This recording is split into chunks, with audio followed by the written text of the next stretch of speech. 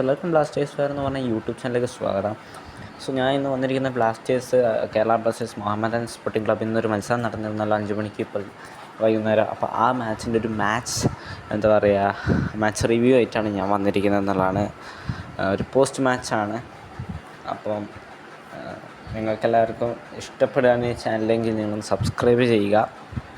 അത്രേ ഉള്ളൂ. പിന്നെ നമുക്കറിയാവുന്ന കേരള ബ്ലാസ്റ്റേഴ്സ് കളിച്ചിരിക്കുന്ന ഉഗ്രം കളിയാണെന്നുള്ള കാര്യത്തിൽ യാതൊരു സംശയം വേണ്ട. എൻ്റെ ഒരു ഇതെന്ന് വെച്ച് കഴിഞ്ഞാൽ കേരള ബ്ലാസ്റ്റേഴ്സ് ഈ കളി കുറച്ച് മത്സരങ്ങൾക്ക് മുന്നേ കളിച്ചിരുന്നെങ്കിൽ രക്ഷപ്പെട്ടു പോയേനെ എന്നുള്ളതാണ്. അവിടെയൊക്കെ മാനേജ്മെൻറ്റിൻ്റെ ഈ അൺസർട്ടിനിറ്റിയിൽ വൃത്തികെട്ട ന്യായീകരണം കാരണം മാത്രമാണ് കേരള ബ്ലാസ്റ്റേഴ്സ് തുടക്കത്തിൽ പതറിപ്പോയത് എന്നുള്ളതാണ്. അല്ലെങ്കിൽ ഈ സീസണിൽ ഏറ്റവും മികച്ച ടീമെന്ന് ഞാൻ പറയും. ഈ സീസണിൽ കിരീടം ഉയർത്തിയേനെ. ചരിത്രത്തിലെ കേരള ബ്ലാസ്റ്റേഴ്സിൻ്റെ കന്യ കിരീടം ഈ സീസണിലായനെ ഉയർത്തുന്നത്.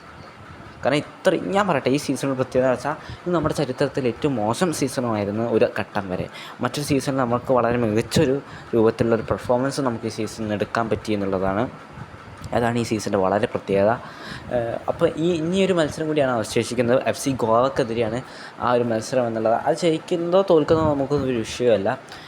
പക്ഷേ ഇപ്പം നമുക്ക് കൃത്യമായൊരു ഫൗണ്ടൈൻ കിട്ടിയിട്ടുണ്ടെന്നാണ് എനിക്ക് തോന്നുന്നത്. അത്യാവശ്യം ഫൗണ്ടൈൻ വന്നിട്ടുണ്ട്. പക്ഷേ ഇതേ ടീമിന് അടുത്ത കൊല്ലം ഇതേ ടീമിനെ വെച്ച് പോയാൽ കിട്ടില്ല കപ്പ്, അത് നമുക്കറിയാം. പക്ഷേ ഇവിടെ ചെറിയ മാറ്റം പൂർണ്ണമായി അടിച്ചു പണിയാതെ ചില താരങ്ങളെ നിലനിർത്തിക്കൊണ്ട് മുന്നോട്ട് പോയാൽ വളരെ മികച്ച വിജയം നമുക്ക് നേടാവുന്നതാണ് അടുത്ത സീസൺ. പക്ഷേ ഞാൻ ഈ മത്സരത്തിനെ പറ്റിയിട്ട് പറയാനാവുന്നതായിരിക്കുന്നത്, കേരള ബ്ലാസ്റ്റേഴ്സ് ജയിച്ചിരിക്കുന്ന 3-1 എന്ന ഒരു സ്കോറിലാണ്. ആദ്യം ഗോളടിച്ചത് മുഹമ്മദൻസാണ്. അതിനുശേഷം കേരള ബ്ലാസ്റ്റേഴ്സ് 3 ഗോളുകൾ തിരിച്ചടിക്കുന്നതാണ് നമ്മൾ കണ്ടത്. ഫ്രാഞ്ചു ആണ് ആദ്യത്തെ ഗോൾ കേരള ബ്ലാസ്റ്റേഴ്സിനായി നേടിയത്.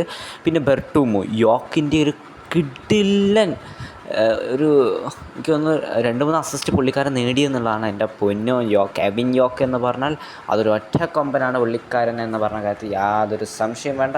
പിന്നെ വിക്ടർ ബെർട്ടോമോ പുള്ളിക്കാരൻ ഗോളടിക്കുന്നുണ്ട്. യോക്കിൻ്റെ അസിസ്റ്റ് നിന്ന് ഗോളടിച്ചവൻ പറഞ്ഞ പോലെ കെവിൻ യോക്ക് എന്ന് പറഞ്ഞ കളിക്കാരൻ സത്യത്തിൽ കിടിലം പെർഫോമൻസാണ് നടത്തിയെന്നുള്ളതാണ്. ബെർട്ടോപ്പ് ഗോളടിച്ചു, പിന്നെ നമ്മുടെ ശ്രീകുട്ടൻ ഗോളടിച്ചു. വെരി ഹാപ്പി ശ്രീകുട്ടന്. പിന്നെ എല്ലാവരും നല്ലപോലെ കളിച്ചു എന്നുള്ളതാണ്. നിഹാലിന് കുറച്ച് പതറി, എന്നാലും പേടിക്കേണ്ട, അത് നല്ല രീതിയിൽ തന്നെ കളിച്ചിട്ടുണ്ട്. മൊത്തത്തിൽ 11 കളിക്കളത്തിലുണ്ടായിരുന്നവരൊക്കെ നന്നായി കളിച്ചിട്ടുണ്ട്. ഫ്രെഡി ആയാലും ആരായാലും നന്നായി കളിച്ചിട്ടുണ്ട് എന്നുള്ളതാണ്. മാച്ച് കൊള്ളാമെന്നുള്ളതാണ്. 3 ഗോളും കിടിലമായിട്ടുള്ള ഗോളായിരുന്നു. പക്ഷേ മുഹമ്മദ് ആദ്യം അടിച്ചൊരു ഗോൾ സത്യത്തിൽ നമ്മളെ ഞെട്ടിച്ചു. ഒരു ലോങ് റേഞ്ചറായിരുന്നു. അതിനുശേഷം ഫ്രാഞ്ചു ആണ് നമുക്കായിട്ട് തിരിച്ചടിച്ചു. എൻ്റെ പോനെ അതിൽ ആ ഫിനിഷിനേക്കാൾ ഫ്രാഞ്ചുവും ക്രെഡിറ്റ് ഉള്ളവനാണ്. പക്ഷേ യോക്കനാണ് കൂടുതൽ ക്രെഡിറ്റ് എന്നാണ് പറയാം. നല്ലൊരു പാസ്സാണ് വെച്ച് കൊടുത്തത്, വെരി വെൽ. പക്ഷേ എന്നാലും നമുക്കിപ്പോഴും ആ ലെഫ്റ്റ് വിങ് ഓപ്ഷനിലേക്ക് ഇതിനേക്കാൾ കടുപ്പമുള്ള പ്ലേസ് നമുക്ക് കൊണ്ടുവരാം. വേണമെങ്കിൽ യോക്കിനെ തന്നെ നിലനിർത്താമെന്നുള്ളതാണ്. അതൊക്കെ നമുക്ക് അടുത്തൊരു കണ്ടൻറ്റായിട്ട് ചെയ്യാം. ഈ സീസൺ അവസാനിക്കട്ടെ, അതിനുശേഷം നമുക്ക് ചെയ്യാം. FC ഗോവക്കെതിരെയുള്ള മത്സരം കൂടി ഒന്ന് കഴിയട്ടെ. ബൈ.